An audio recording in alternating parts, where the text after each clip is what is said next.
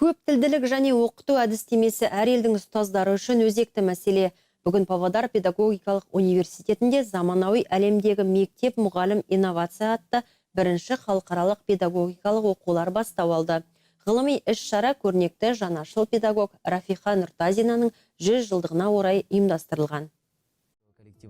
Өңіріміздің тумасы Рафиха Нұртазина педагог әдістемеші, ғалым, қазақ КСР-ның еңбек сіңірген мұғалімі, социалистік еңбек ері, педагогика ғылымдарының кандидаты ретінде еліміздің ұстаздық саласына елеулі үлес қосып, сүйікті ісіне бар ғұмырын арнады. Білім беру ісі үздігінің 100 жылдық мерейтойына орай Павлодар педагогикалық университетінде заманауи әлемдегі мектеп мұғалім инновация атты бірінші халықаралық педагогикалық оқулар ұйымдастырылды. Бүгінгі онлайн конференцияда оқу ордасының ректоры алғашқы болып сөз сөйледі.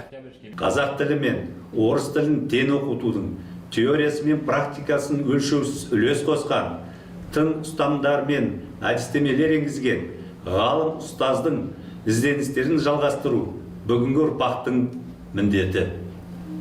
Құрметті халықаралық педагогикалық оқуларға қатысушылар, алдағы жұмыстарыңызға сәттілік, жетістіктер мен шығармашылық табыстар тілеймін.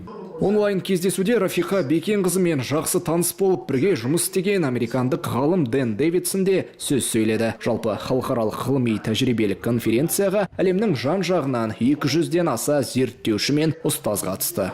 5 бағыт бойынша 2 күн өтетін конференция жұмысына Қазақстанның белгілі ғалымдары, мемлекет және қоғам қайраткерлерімен қатар Америка, Қытай, Ресей, Армения және тағы басқа елдердің зерттеушілері білім берудің өзекті саласы бойынша ойларын ортаға салады.